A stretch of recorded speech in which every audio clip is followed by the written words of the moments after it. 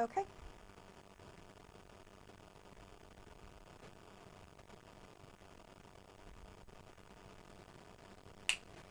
Hello and welcome. My name is Meredith Perry, and I'm the managing producer of sports for Mass Live. Mass Live is thrilled to once again partner with Franklin TV and the Massachusetts Interscholastic Athletic Association to put on a pair of live bracket analysis shows, this time taking a closer look at the spring postseason. Today, we'll look in on the boys and girls tennis brackets, boys and girls rugby, and boys volleyball. And make sure you tune in Thursday when we look closer at baseball, softball, boys and girls lacrosse. Over the course of today's show, you'll hear from voices across the state. We'll start off with MIAA Executive Director Dr. Bob Baldwin about the joy and triumph of the postseason. We'll hear from reporters who cover these student athletes every day, and we'll talk to the most important people as we head into this postseason, the athletes that are going to make the next few weeks remarkable. A couple of notes before we jump in. Boys and girls tennis matches do start this evening. Make sure you're looking to your local media outlets for the times and dates for those preliminary rounds. If you're going to attend an MIAA postseason game, go to MIAA.net, click the GoFans account, and purchase your tickets ahead of time. That'll be crucially important. As I said, I'm thrilled to be at the Franklin TV studios. I'm joined by Pete Royce. Pete, it's wonderful to be here with you again. It's been a quick few months since the winter tournament, but how's the spring been treating you? Well, quick is the real buzzword there, Meredith. I can't believe we're talking about the end of the regular season in spring sports. Seems like we just had winter sports, and so many teams have been involved this year. You mentioned the teams will be focusing on tennis, rugby, and volleyball, but of course there was baseball and softball and lacrosse. You look at tennis, just like 40 teams per bracket, it seems like. So the season has gone by very fast. I can't believe some high schools are about to graduate and so forth. What I found this year in the spring sports marathon, a lot of teams are scheduling strong non-opponent, non-conference teams. I think they want to build up that quality of competition to get ready for what we're all about now, about to launch into the second season.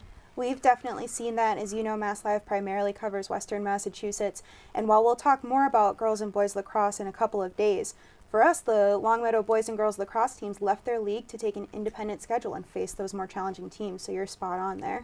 Yeah, right. We had Longmeadow and Franklin earlier this season, and they really wanted to build up the quality of competition, and that's a great program. Absolutely. Well, as we look at the quality of the competition and what's to come, let's turn it over to earlier this morning when I spoke with MIAA Executive Director Dr. Bob Baldwin about the postseason.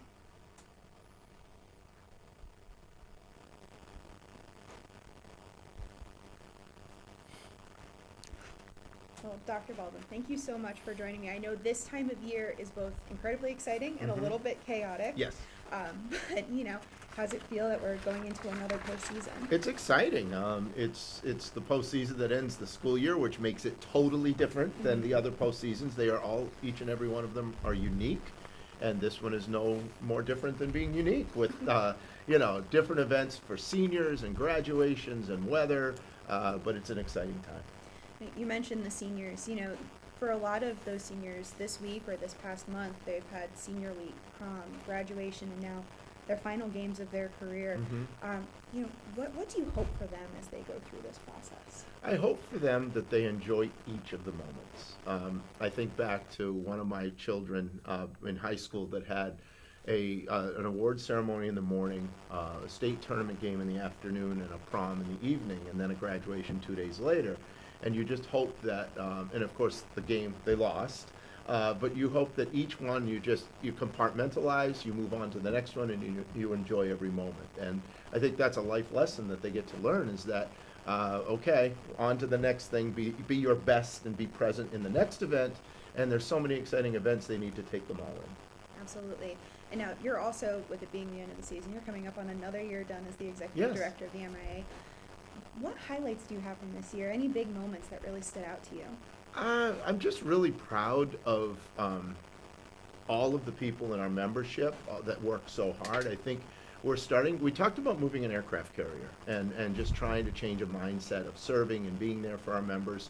And little by little, you can almost feel it. We want as much participation from the membership. We've got an amazing staff that works here, and the synergy of them working together, you can almost feel that things are moving a little bit. And just things like this, the relationships and growing and not saying no to much, just saying yes to things and getting kids involved and highlighting the positivity in interscholastic athletics as opposed to the one negativity that takes place. Now, when you look at especially the spring postseason, you have sports that are growing, boys volleyball, rugby. What's it like for you to see as the state tournament enters another year that you see that growth, you see more teams playing? I know in the western portion of the state we had multiple teams who won boys volleyball championships for the first time ever and are higher up in the rankings than they've ever been. So it's very important that I know, and many people know, that participation in interscholastic athletics creates a feeling of membership, belonging, and we want to find as many opportunities for kids to grow and be participants. And so while the state tournament is something that gets, the notoriety, it's the participation throughout the year, the sense of belonging, the membership. And so the more sports you can have, and the variety is better. The problem with enrollment and declining enrollment is if you start to add more sports, it's not like you have more student athletes. So it really is a competition of which ones succeed and which ones don't. The other one that I think is going to grow in the next couple of years, not pickleball, even though we get hit up with that, and it's a great activity, but girls flag football is something that is I'm sure going to grow immensely. So yeah, the more we can get kids involved in different activities that meet their needs, and the drama and and debate club and band and so forth, they're better human beings for being a part of all of this. I know one of my favorites that I've loved to watch grow is the Unified Track and Field program. Today on Tuesday they're having their championships this morning, but just seeing the way that program has escalated over the past few years has been incredible. If you're having a down day, just go to a unified event. It puts it all into perspective. You are literally screaming and cheering for every participant. It just puts life into perspective, and all that are involved in those events are just special people, and it makes you feel just so good. And so whenever you might be having a bad day, you just find that the closest unified event, you show up and all is well. At the Western Mass Championships, one of the coaches put it perfectly. He said it's the sport that every team wins. Absolutely. Every team wins. Everybody gets a hug at the end, and you're cheering to the finish line. It's not who comes in first, second, or third. You're cheering everyone who finishes. And that's another life lesson, that life is about getting to the finish line. And we put so much of an emphasis on who's first and who's second. Quite often getting to the finish line, and I tell people my whole life, the tortoise always wins, the tortoise and the hare. We really want instant gratification. We want all these positive things to happen right away, but going to an event like that and seeing that anyone who finishes learns about perseverance in life, that's really special. Now, you've been in the shoes of many of the people involved with this tournament. You've been an athlete, you've been a coach, you've been an administrator.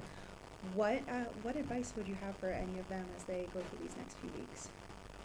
Oh, it's again, I go back to maybe to the beginning to just enjoy the moment. And I can say that now in hindsight. It's easier said than done. I can remember as an athlete, it was heartbreaking if you lost your last game, that it was kind of just this feeling of loss, that it would never happen again. And then you learn that life goes on, but you don't know it at the time. As a coach, of course, it's devastating. Oh my God, we're not going to sleep for weeks and months because what are we going to do until next year? You want to have your next game. So I think the lesson I've learned as I begin to get all the gray hair and get older is that, yes, you want to compete. Yes, you want to take it amazingly serious. That's a huge trait to be that kind of person. But in the grand scheme of things, this too shall pass. And enjoy the moment, be present for the moment, make good decisions during the moment, and it'll be a life lesson that'll go with you the rest of your life. Sounds great to me. Well, thank you so much for your time. Thank you. Looking forward to another wonderful postseason. I appreciate this relationship, and good luck to all the student athletes in the spring season. We thank Dr. Baldwin for taking the time to speak with us, and what a great memory to try and hold on to those moments. I know there are going to be so many kids who are disappointed at one moment, but looking back on it will be such a terrific part of their career. And he speaks with experience, Meredith, having been, as you said in the interview, a coach, a player, an administrator, now the head of the MIAA. So he knows what he's talking about. I think his advice is good. enjoy those moments, and that's what we look forward in this postseason play. Well, let's talk a little bit more about those moments. Right now, we're going to step into boys tennis, where we're going to speak with a couple of the players from St. John's Prep. St. John's Prep made it to the Final Four last year, but lost 3-2. It returns several key players, and we're going to welcome now Jack and Luke Prokopis from St. John's Prep. Jack and Luke, how are you doing? Thank you for having us. Doing great. Thank you. Great to chat with you both. You're coming into the postseason undefeated. Almost all of those matches you won 5-0. What's worked well for the program so far? I think we have a really hard-working group, and we're really close together. Our team bond and camaraderie is super good, so that always makes it fun, and we look forward to each match, and that helps us stay competitive and stay grounded. So I think our team culture we definitely have working for us, and definitely our work ethic. We all take tennis super seriously. We take our off-season and in-season programs very seriously. So I think the mix between having the right mentality and also really building a strong culture has helped us tremendously this year. Yeah, I would just add on that I think that we've learned a lot from our experiences in the past. We've had 2 pretty deep postseason runs, and every time we've made some key mistakes. But this year it's been a big learning curve for us, and we've learned a lot from the things that we've kind of messed up on in the past. And hopefully this is the year where all of those kind of failed experiences come to fruition in the best way possible. Yeah, going off of that, what have you both taken from those experiences? What did you learn that has helped you grow this season? So I would just say, at the beginning of playoffs, one thing that we've talked about is how it's all back to square one again. We're all on level playing fields, and just taken from the last 2 years where I think we might have gone in a little more lightly than we should have. But taking those experiences and realizing that now everyone's back on the same playing field again, so we kind of need to reel it back in and act like it's the beginning of the season again. And I think that mindset's only possible due to kind of the experience that we've had in the past couple of years. Great. Now, both of you knew the St. John's Prep tennis program before you even got there because of your brother Mikey. What has it been like forging your own path over the past few seasons? Yeah, no doubt. We've had a strong tie to the team and to Coach Metro for years, dating back to when we were super young. And Mikey had some competitive teams and some really strong teams too, but I'm not sure he ever had one quite as competitive as the one we're on right now. So continuing that trend and trying to take it over the hump and get to the finals and hopefully deliver a state title is something that we pride ourselves on. It's something that we've worked really hard for years. So I think it's cool to have kind of the legacy aspect, but we're hoping to kind of rewrite history a little bit and make this our year. Now, aside from, of course, the two of you, which of your teammates should we be keeping an eye on in the next few weeks? I think all of them. First singles, John DeAngelis is having a tremendous season. Third singles, Luke Free has only dropped 1 match. We got a pair of seniors at second doubles, Alex and Mark, who are both doing tremendous. They were undefeated. We have a sophomore at first doubles, Boris, who's really stepped it up this year after not playing last year. So I think, honestly, everybody. Keep your eye on everybody. Any team in particular you all are hoping to play? I wouldn't necessarily say that. I think we've played pretty much all of the teams that we have the highest possibilities of kind of playing through the deeper runs of the playoffs. And definitely credit to our coach for kind of setting us up for a difficult regular season where we definitely get a taste of what a round of 8, Final Four, and what the finals will kind of be like. So I think whatever team comes our way, we'll just be ready for them, and it's definitely helpful that we kind of get that experience against those teams in the regular season as well, where the stakes might be a little bit lower because it's not win or go home. Great. Well, Jack and Luke, thank you so much for joining us. Congratulations on your top seed and undefeated season so far. Good luck over the next few weeks. Thank you. We appreciate it. Thank you for having us. Well, they're bound for what will probably be a pretty strong postseason with the way they've been looking so far. And I like what they said. It's not just the in-season, but the off-season prepared them for this moment. And they also relished the fact that their coach had difficult games scheduled also to get them ready for this postseason run. Looks like they're ready to go. Definitely. Well, now we'll turn it over to one of our experts, Pete. Yeah, thanks a lot, Meredith. We hope to talk now to Maddie Wasserman of the Boston Globe. We'll see if Maddie is able to join us. Maddie has been covering tennis for the Boston Globe, and we're hoping to bring him on. It looks like we don't have him at the moment. But one of the things that I noticed about tennis this year, Meredith, there's just so many teams involved. Each division has 35 to 40 teams. Look at all of those players participating in this sport. It's going to be a tremendous growth sport for the area, and who knows, there's probably some new Rafi Nadal out there ready to take the state by storm. Yeah, it's definitely interesting looking at the brackets and seeing that there were preliminary games for every single one, which will only make for a more competitive bracket. Maddie, do we have you there? Yeah, I'm here. Okay, great. Maddie, thanks a lot for joining us from the Boston Globe. What have you noticed about the tennis season this year in covering tennis for the Globe?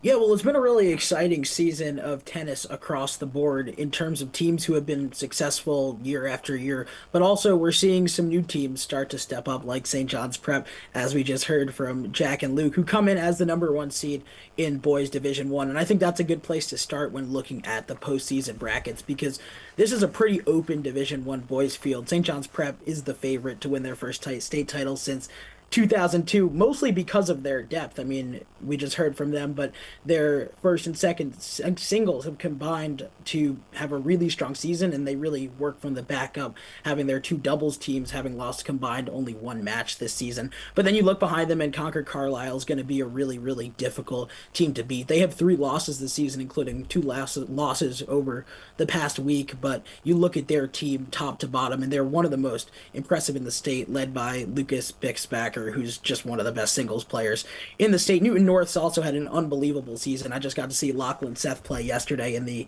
individual state tournament finals, and he's an awesome player, and they're going to be a tough out. So I think there's a lot of teams who you can really see a path to winning the state title on the boys side in Division I. It's been a really fun year because there's so many good teams, especially Concord Carlisle. They won 3 straight D2 championships, and now they moved up to D1, and it's going to be interesting to see how they do there. And then I think, behind them you have Westford, who's a team with Connor Leona, an awesome player, but the question is, do they have enough depth to come out of that 2-7 quarter with Concord Carlisle? So a lot of interesting places to look there on the boys side. Then girls D1, it's really pretty different story. It's all Lexington. The Lexington girls team is unequivocally the best team in the state. They've won 2 straight state titles, and they're even better this season than they were probably a year ago or 2 years ago. It's really impressive what Chance Vector and that Lexington team have built on the girls side. They've lost 1 match in the last 3 years,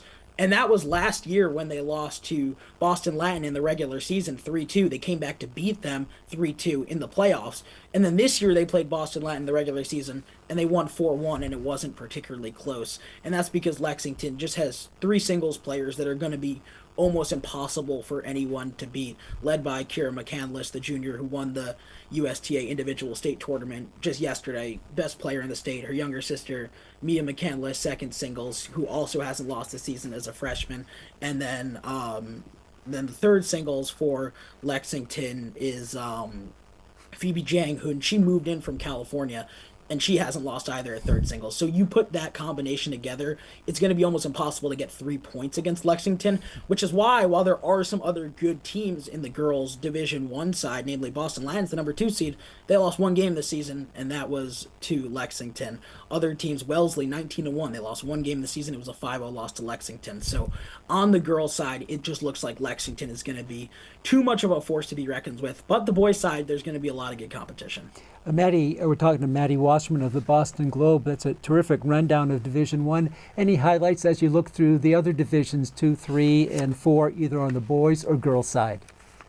For sure. So Division II boys is really interesting this year because Westboro lost in the state final last year to Duxbury. And it was a really, really tough loss because that felt like a team throughout the season that was just going on kind of a magical run and was going to win, but then they ran into a really, really good Duxbury team led by Tim Vargas, one of the best players in the state. He just finished in the semifinals yesterday of the USTA individual tournament. So it felt like that was a team that had a chance, but they brought back a lot of their top players this year, and they have a really, really fun team this year. They have Kaden Chen, they have Srinjoy Gahash. Like, it's a really, really strong team. So they're going to be the favorite in Division One, but again, you still have that Duxbury team with Vargas at the top, with a really strong supporting cast who only has 3 losses this season. So they could easily, you could see them going for yet another state title in D2. And then you have the Sharon team who's 19-0, and you're looking at the schedule, and the question is, well, who have they played? I think it's more of an unknown compared to those other teams based on their schedule, but they're 19-0, and it's hard to really count them out. So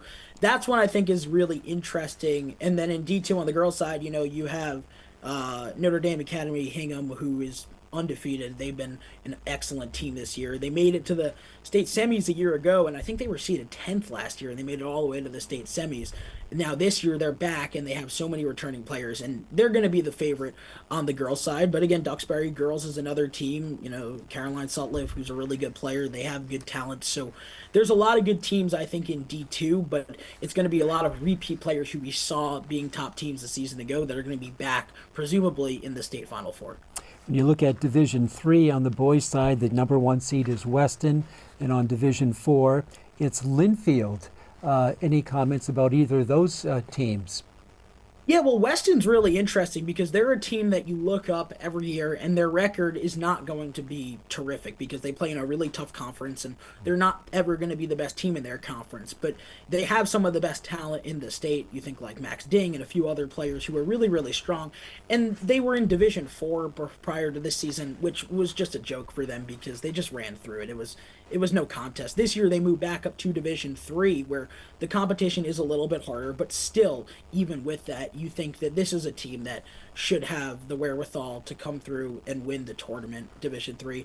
On the boys' side, I'm also interested, Bedford's the number 2 seed, and they have 5 losses this season, but you look into what those losses are, and they played a really tough schedule, really good teams. They lost 3-2 to each of Weston, who's the team right above them, so that was a close match. They lost 3-2 to Acton Boxborough. They lost 3-2 to Westford. So they're a team that has good doubles play and can maybe win from the bottom up, so you could easily see Bedford finding a way to win too. I think it's good for Weston to have more competition this season, and it's going to be a tight race D3. And then, D4, I think pretty much it's going to be the same story. Manchester Essex 15-3. They're a really, really strong team as well. So I'm interested to see how that plays out, but I do think D3 boys is a good place to look if Weston can be tested by Bedford. And finally, on girls tennis, Division 3, Wilmington, the number 1 seed. In Division 4, Hamilton Wenham, also number 1. I think they're up there around 14-2.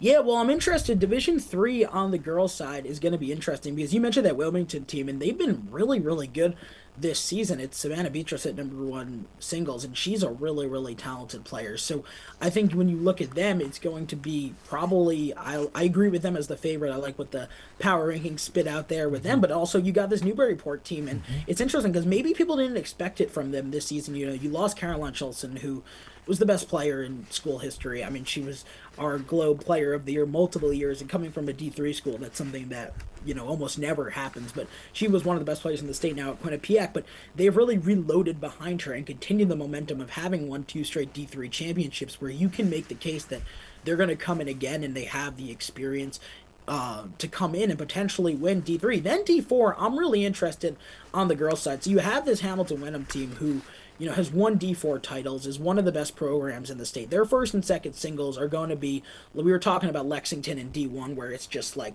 I don't know how you beat their top singles players. Hamilton Wenham is going to be a similar case here, where you have Emma Janney at first singles, who's just been awesome this season. She hasn't lost yet this year. Then second singles, Naomi Provost. She also hasn't lost this year. She broke the school record for most wins in a career by a player this year. Unbelievable. So I think their singles are going to be really good. But then it's the same case where you look at Manchester Essex, who, plays Hamilton Wenham. They played them close, and they actually beat them 3-2 earlier this year. And after that, Hamilton Wenham basically was like, we want them again. We want to see it again. So I think that's setting up for a great final there. So all in all, I think I'm really excited for D4 girls to see if Hamilton Wenham can do it again, because they've just had such a good group at the top of their team. They're as deep as any team in D4 year after year. That program just reloads. So I'm looking forward to that as well.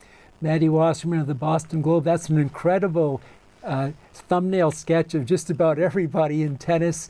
Great job, and I don't know who you're going to watch in the tournament. You have a lot of great choices to come your way, but thanks for joining us today here on this analysis show. All right, well, thank you guys for having me. Okay, great. Maddie Wasserman of the Boston Globe. Wow, he has a real rundown of everybody, doesn't he, Meredith? A full wealth of knowledge of, Yeah. of what we can expect out of those top teams. Yeah. Speaking of those top teams, do we have anyone from Lexington girls tennis joining us right now? Okay, looks like we weren't able to get through with them, but Maddie gave us a terrific rundown. Just to rehash that a little bit, when we look at the Lexington girls tennis team, they're undefeated going into Division I, led by Kira McCandless, who, as Maddie said, won the high school individual tennis championship just yesterday. Just a remarkably strong player. We'll see her leading that team as we go into the tournament. Now, before we move on to our next sport, I do just want to run through, as we look at these brackets, what exactly those top four look like for each division. Over in boys Division I, we have that St. John's Prep team that we just spoke to with the top seed at an undefeated 17-0, while Concord Carlisle, Newton North, and Lexington are second, third, and fourth respectively. Lexington is that reigning champ from last year. Westboro, meanwhile, holds the top seed in Division II, just ahead of undefeated Sharon, which comes into the postseason at 19-0. Like Maddie was saying, it'll be interesting to see what Sharon looks like when they get to the postseason as they go up against some tougher competition. Duxbury and Wayland follow. Duxbury defeated Westboro 3-2 for last year's title. Over in Division III, Weston leads with Bedford, Swampscott, and Apponequet rounding out the top four. Wayland won that title last year, and three of the top four seeds are brand new to the top of the bracket. Weston moved up to Division III after claiming that D4 title last fall. And lastly, in Division IV, Linfield holds the top seed ahead of Pioneer Valley Chinese Immersion Charter out in Western Mass, Manchester Essex, and Hamilton Wenham. Linfield fell to Weston in last year's final. Now, Pete, you got a full lowdown for Maddie. Do you have a dark horse that we haven't spoken about yet? Well, I Acton Boxborough on Division Okay. I.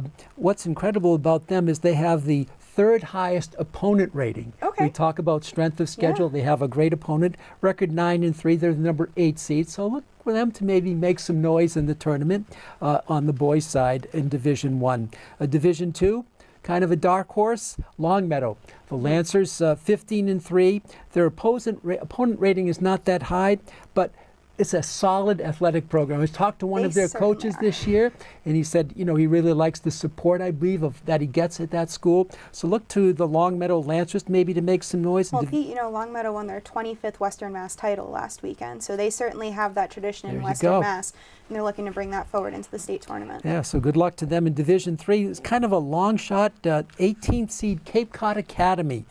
They have a good margin of winning, over almost 2 points per match. Mm-hmm. So look for Cape Cod Academy, maybe make some noise. And finally in Division IV, I like Leicester as a dark horse. They're the number 17th team. They have a good average margin of victory, and they're 15-3 on the season. So the Wolverines may make some noise in Division 4 in boys tennis. Absolutely. Now, looking over to the girls' side, we've spoken a bunch about Lexington and them leading Division I. Boston Latin, Westford Academy, and Wellesley follow. Lexington will look to continue that reign after claiming last year's title. Notre Dame Hingham leads Division II, while undefeated Longmeadow girls hold the number 2 seed. Like we just talked about, Longmeadow has that long tradition in Western Mass. Really interesting to see how that will translate as they look into the state tournament. Westboro and Hingham 3rd and 4th in Division II. Wilmington holds the top seed in Division III, followed by Newburyport, Pembroke, and Weston. Newburyport defeated Weston for that state title last year, another close match, 3-2. And Hamilton Wenham rounds out the top seeds in Division IV with Manchester Essex, Linfield, and Hopedale to follow. How about girls tennis? Anyone that you're looking forward to? Well, there's so many teams. There's just about 40 teams in each division, so that's like 160 teams participating in this tournament. In Division 1, possible chance for Newton South to do something. They're 9-5 on the season, a pretty good average margin, and their opponent rating is very strong at 3.29. So that's Newton South in Division 1. Division 2, how about Burlington at 11-6? Possible chance to pursue some deep runs into the tournament. In Division 3, I like Watertown at number 8. They have a good record of 12-8. And finally, in Division 4 girls tennis, how about Cohasset, kind of a long shot, at 14-2 on the season, and they've been winning consistently. Their average margin is victory is good. Their opponent rating is low. That might hurt them, but they have a chance. Number 8, Cohasset, coming into Division 4. Terrific. Now, earlier you heard me speak with Dr. Baldwin about the growth of some sports in Massachusetts. One of those is absolutely rugby, one of the newer sports in the MIAA, starting back, I believe it was in 2017. We're going to look over now to their tournament. When we look through those brackets in Division 1 boys, Milton leads the bracket with an undefeated 5-0 so far this season. BC High 4-0-1. Meanwhile, the Belmont boys have won the last 2 titles. Over in Division 2, we have Weymouth looking to win its 3rd straight after going 5-1 on the season. And the team we're about to speak to over on the girls' side, Belmont, taking the top seed, entering Division 1 at 6-0. Belmont girls have won every state title that has been offered for girls rugby. So, Pete, I'll turn it over to you to speak with the Belmont girls rugby players. Thanks, Meredith. And I'd like to ask those on the call from Belmont if you could identify yourselves and tell us who's joining us here from Belmont High. Hi. My name's Mia. All right. Hi, my name is Lucy. Mia Thank you for having us. Okay, great. It's nice to have you. What is it about Belmont? 5 straight runs in the tournament, 5 straight victories. What kind of a culture do you have that supports rugby there in Belmont? Yeah, so we have a super big team and we have a lot of supportive coaches that come from all over, and they just are super helpful and coaching us and super supportive, and our team atmosphere just all together, I think it works to make a very successful team. It's really beneficial for us to have a huge side. Like, we all play against each other. We have 2 very strong first team, very strong second team, and it allows us to scrimmage against each other, and we all make each other better. Mm-hmm. That's great. So you're 6-0. Other teams in your division: Algonquin, Lincoln, Sudbury, and Weymouth. I'm not that familiar with rugby. I've only been to 1 or 2 matches on the college level. But is the girls' game comparable to the boys' game, or you have different rules in girls' rugby? It's exactly the same. Okay. And so one of the things I know about is that it's all about arms and shoulders, nothing higher. Is that correct? How do you discipline yourself to play at that level and keep within the rules of the game of rugby? Well, if you're talking about tackling, yeah, we do a lot of work on getting low and driving with our legs. So our coaches always tell us you always have to tackle with your legs. So we're always starting in a low body position so that we always hit with our shoulder and drive with our legs and never get around anyone's shoulders, because that can be really dangerous. And how has your season gone? Have you had any bumps in the road? Has it been clear sailing en route to your 6-0 record? So our first game was actually canceled and rescheduled for later, and that kind of started us off on the wrong foot. But since then, we've been able to bounce right back. We've had a few injuries, but nothing that can't stop the depth of our team. Like Lucy was saying, we have a very deep program with both sides, and so that allows us good room to continue playing. Yeah, that's incredible. One of the other things I know about rugby, you can only move the ball forward by kicking it. All passing has to be lateral or backwards. Does that constitute any particular challenges to keep that straight as to what you can do with that oval ball out there on the field? In the beginning of every season, we always start, even if we've been playing for 4 years, with just the basics. My coach calls it the bread and butter. We always start relearning to pass, even if you've been playing for as long as we have. And so it really drills it into our minds to remember to pass backwards. And a lot of us on the team can kick. Mia and I both kick. And it's just a really fun way of advancing the game. And so I wouldn't say it causes many problems, maybe when you're a new player, but we all play together when we really drill it into our minds to not pass the ball forwards. Yeah, that is awesome. And is there any particular spot on the field that you like? Like there's 7 players, kind of 8 players in the scrum, and you have like 7 others scattered. Is that correct? Yeah. So we're both backs, which means that we're not in the scrum. Okay. And so the forwards will be doing the scrum, and then we'll get the ball out and pass it out. And that's a nice way to draw in a lot of the opposing team's forwards. And so then the backs will run some sort of play and get creative, which is a lot of fun for us. Mm-hmm. That is incredible. How do you avoid injury in the sports? It seems like a pretty rough sport. We do a ton of prepping, and every time we're tackling and every week at practice, we work on it a lot, and there's a ton of safety involved. Like Lucy was saying, we do the bread and butter from the very beginning of the season. No matter how long you've been playing, we'll work on the basics of tackling and the basics of being safe with every part of the sport so that we can avoid injury as much as possible. The college game that I attended, a big part of rugby was the socializing after the game. Is that true on the high school level in girls rugby as well? Very much so. We don't have very many teams in our league. It's still an up-and-coming sport. But all the teams that we do play against, we always share pizza after our games, win or loss, and we play on a lot of different club teams with girls from other towns, so we know a lot of them. And one of the things that we always make an effort to do is identify a player on the other team that we found or would like to compliment or found it difficult to play against, and go up and compliment her. And so it really creates a really amazing culture, even between other teams, even our rivals. So it's an amazing culture, unlike any other sport I've played.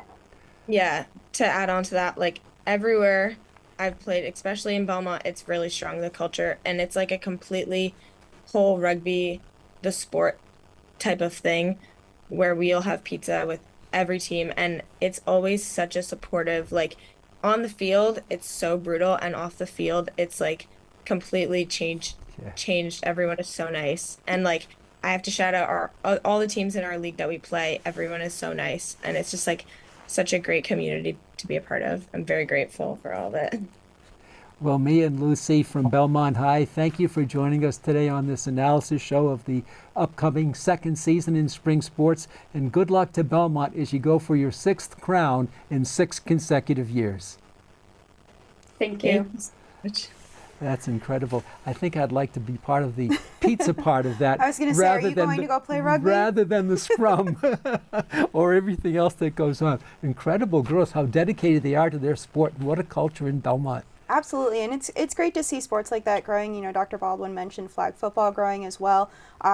2 sports I look forward to seeing more and more teams join on the girls' side. Yep, and a good rundown of boys coming up as well. Yes. Do we have anyone from Weymouth with us? Hi, yes, we do. I have the Weymouth boys rugby team. Great, thanks so much for joining us. How's everyone doing? You guys excited to get out of class for a little bit? Well, thank you all for joining us. To start off, why don't you fill me in a little bit on what's been working well so far this season as you go for another state championship? We've been really working as a team as of late, and trusting our teammates has helped us a lot, and I believe our defense has picked up a lot in the last couple of games as well. Now, you really have that postseason experience and tradition of winning. How does that help when the team is starting back up in the beginning of spring? That helps us because we want to break down, and we really want to get used to how we play, and that really helps us in our games, basically doing exactly what we do in practice and just building it onto our games, and it just makes everything muscle memory, and it just makes everything easy for us as a team. Now, do you wind up having a lot of players who are new to the sport at the beginning of the season? Yeah, we have a lot of new people, new to the game of rugby, but our coaching staff is good, and they get us right with just how to play the game and how to play it fair and everything. And one of our guys right here, Cameron Yida, right here, one of our guys, Cameron Yida, new guy, 7 tries already. He's doing pretty good so far. That's great. What's that process like with, learning the sport, getting used to it, and then once you have a little bit of experience under your belt, getting those new folks up and running? Yeah, so I actually come from, I play football as well, and it kind of translates really well. And our coaching staff has done a great job at being able to teach everyone the sport, even returning players. They always learn stuff. Great. Now, we've got a group of you there.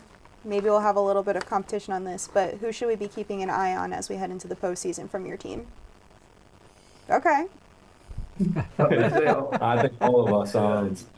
We do work as a family on this team, so if one of us do well, we all take credit for it. So it's really good how it works. Now, you've seen the brackets. What are you looking forward to with your first match of the postseason? Get our message across. Yeah, I sent a message to the rest of the D2. Great. Any goals you all have aside from continuing to carry on that state championship tradition? One goal I would like for our team to accomplish is to just continue like having the same energy we had for the last 3 years in D2, but just to keep it up in D1 as well. Just to show that like we were basically able to do it in D1.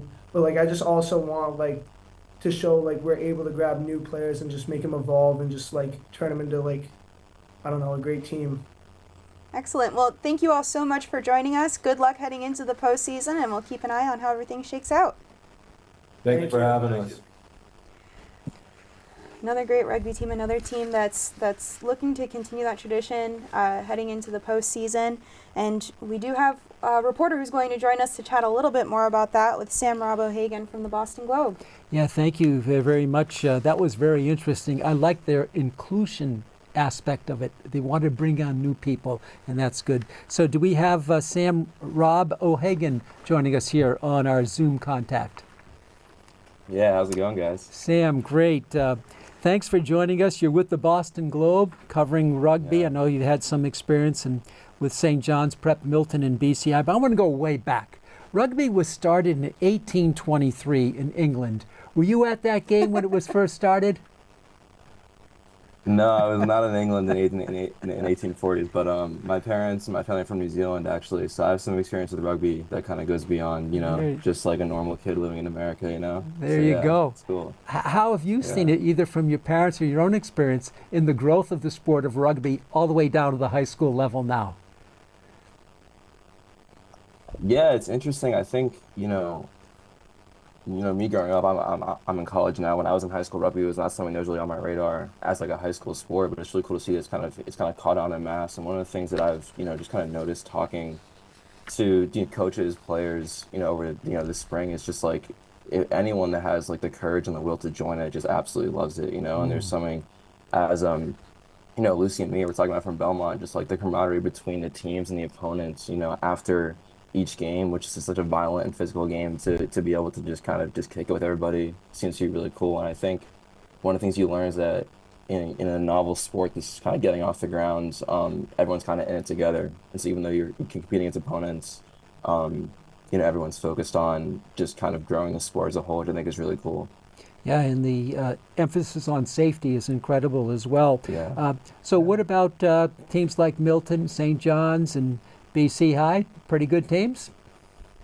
Yeah, I mean, I think it's really interesting in Boise 1 this year because they've been very competitive. Milton's undefeated, but they haven't played a team from D1 yet. They had a full D2 schedule. So it's going to be interesting to see how Milton, as the 1 seed, can kind of, how they stack up against a team like, Prep and BC High and Belmont and Xaverian. So I think that's interesting. And then BC High, obviously, undefeated, has that draw with Xaverian, but they looked really good. They just had a statement win. They blew out Belmont, who's the 2 defending champs, so they look really good as well. And then St. John's Prep, the runner-up last year lost to Belmont. They have some really talented players. I think that they've had kind of an up and down season, which is that weird start to the year where they had a loss to Weymouth, and then they had a forfeit win. So they didn't really get off the ground until kind of later in the year. They had a win against Belmont, and then, a loss against BC High. So it's been up and down, but they've got talent, and obviously runner-up last year.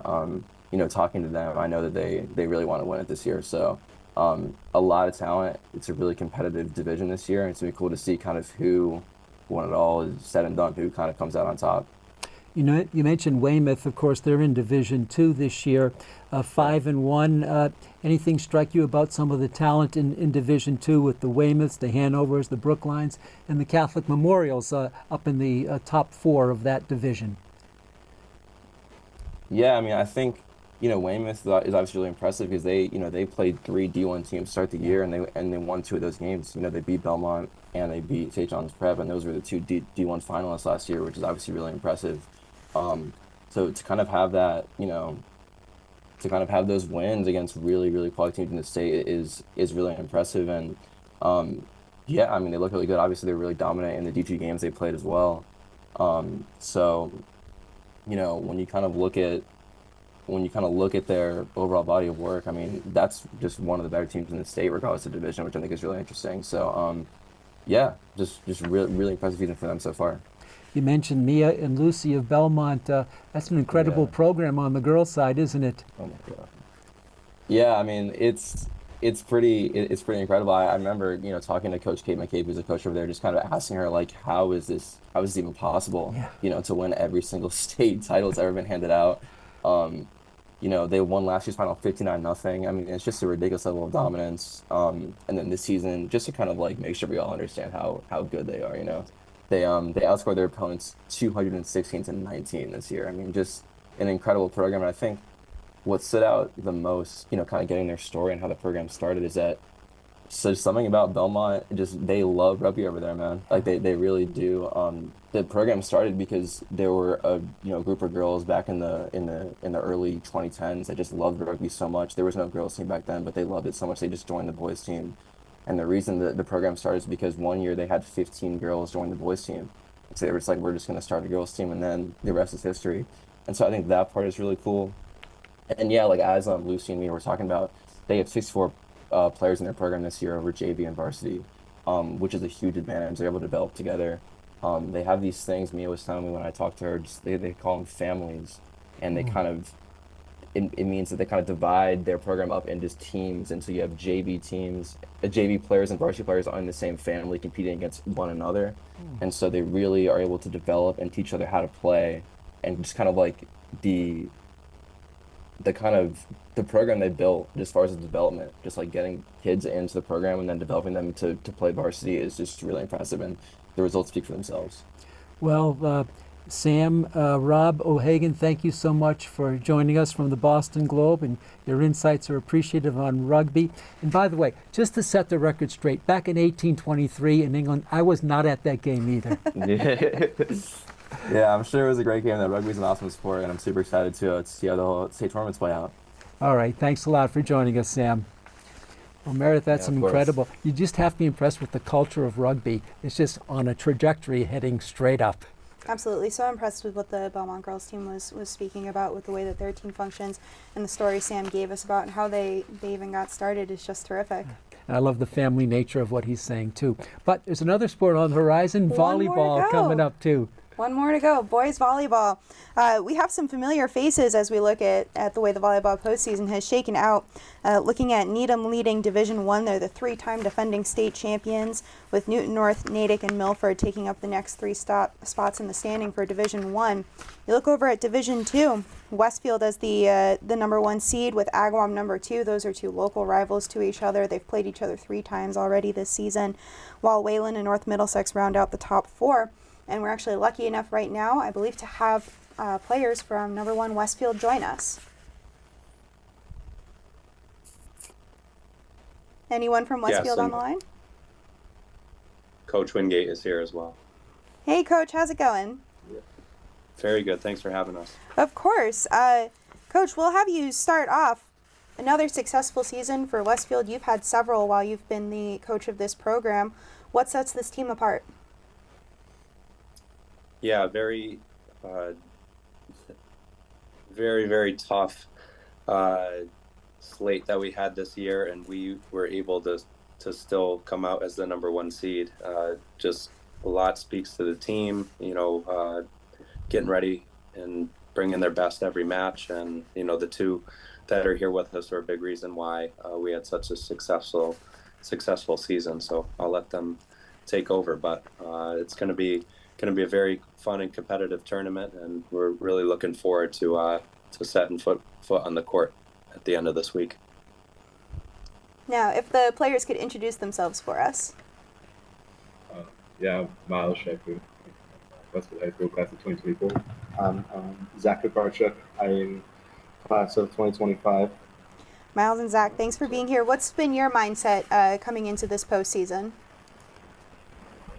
Just kind of like we want to win. Last year, after losing in the finals, a lot of us like remember that very vividly, being on the court and losing to our rivals, Agawam. So this year, we just kind of want to come in and show everybody like who's doubting us, like we can.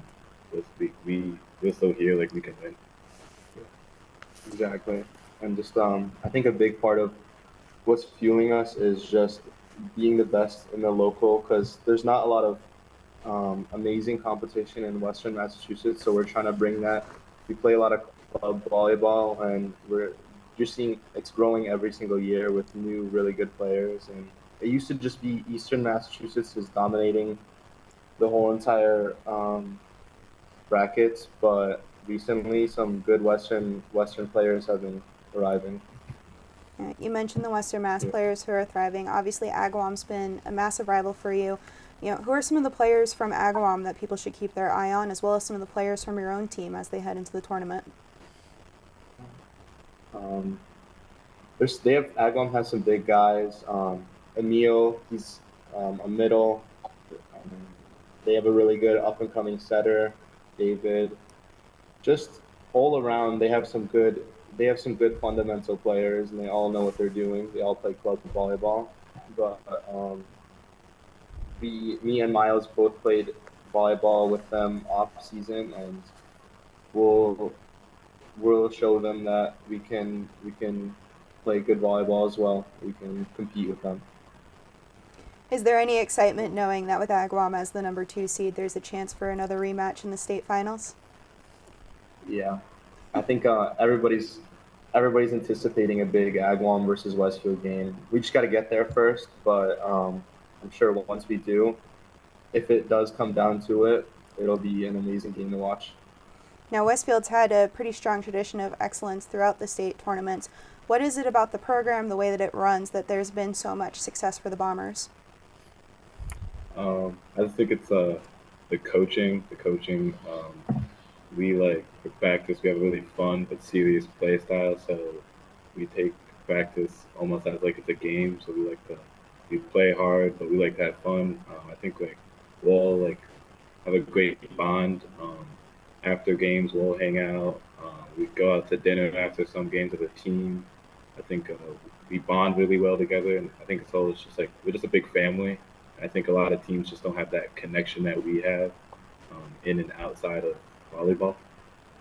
Great. Well, thank you so much for spending some time with us. Good luck during the postseason. That's the Westfield boys volleyball team, number 1 in Division 2, and we'll see how they fare as they head into the tournament. Thank you, man. Thank you. Appreciate it. Thank you. It's pretty nice, Meredith, the way they talked about their opponent is also their colleague, their teammate in the off season. So that brings a different dimension once they play them in postseason play. Volleyball in Western Mass has been an interesting sport to cover. Many of the coaches, including Tyler Wingate, who is just on for Westfield, have played a key role in trying to grow the sport in the region.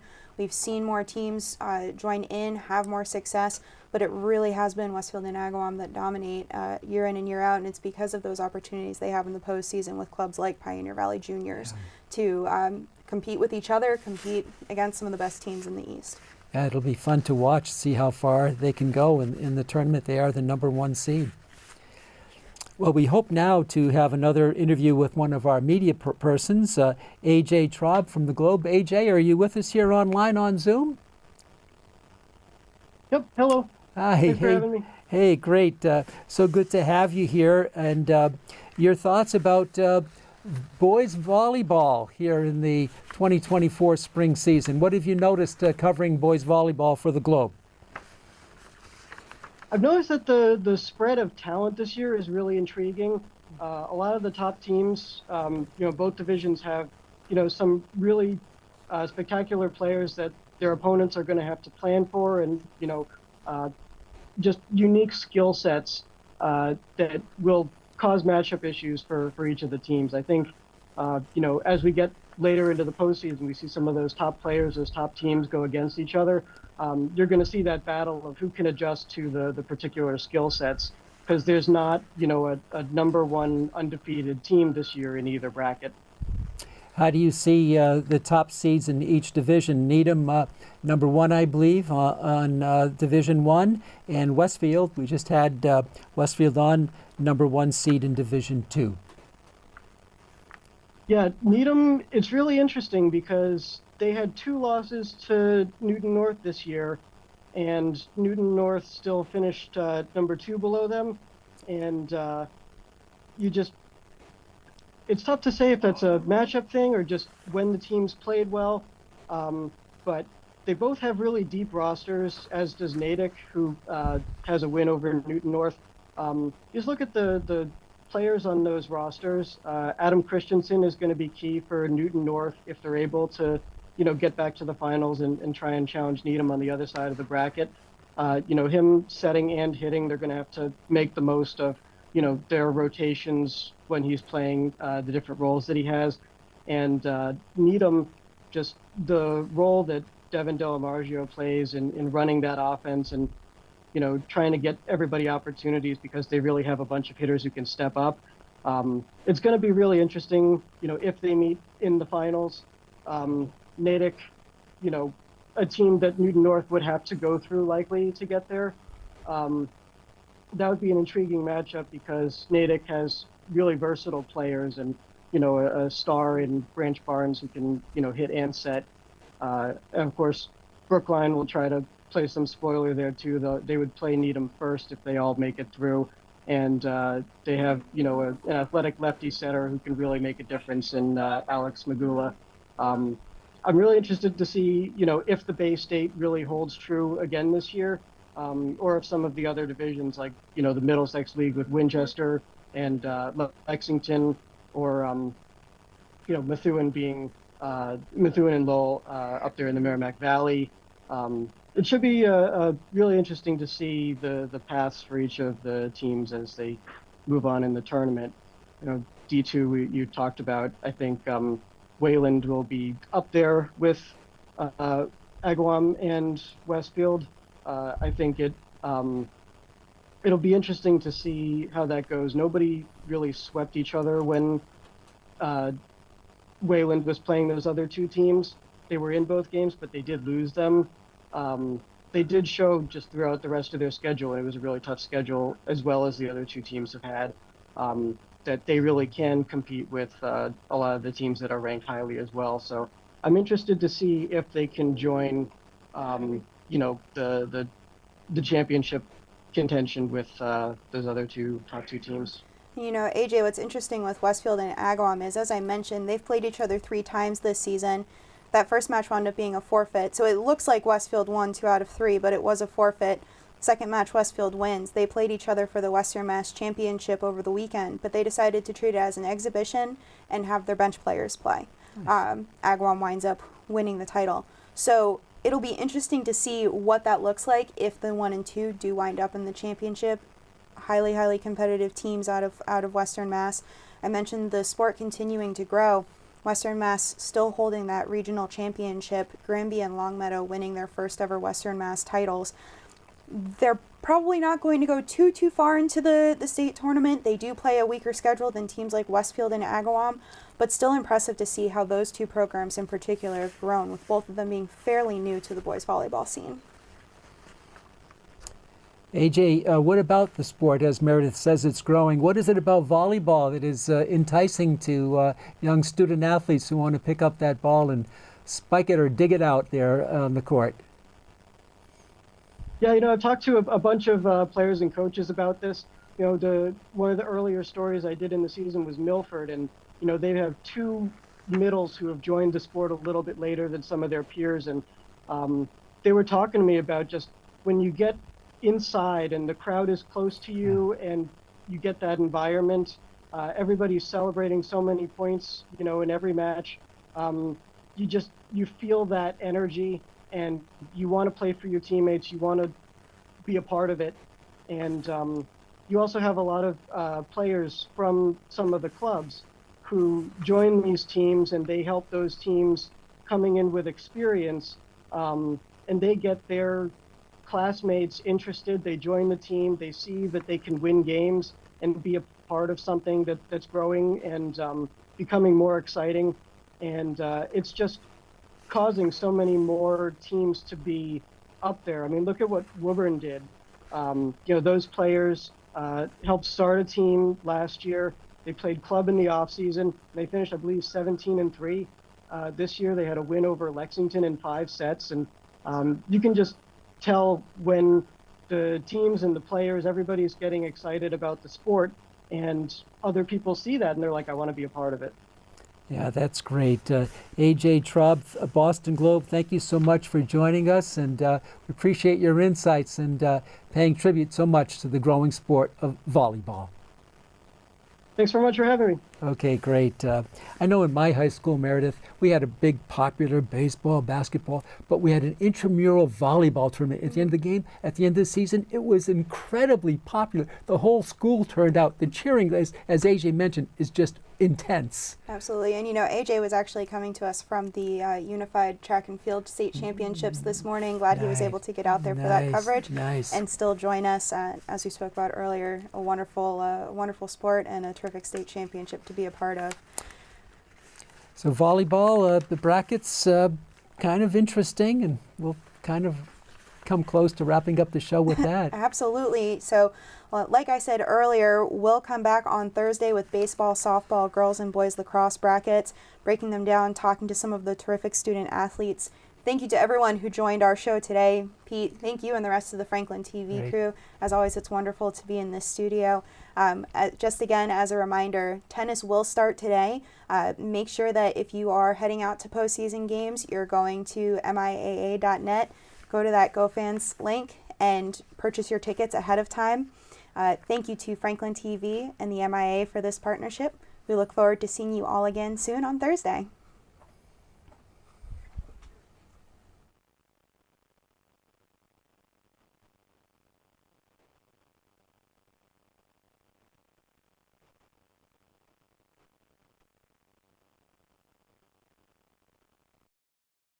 Since you left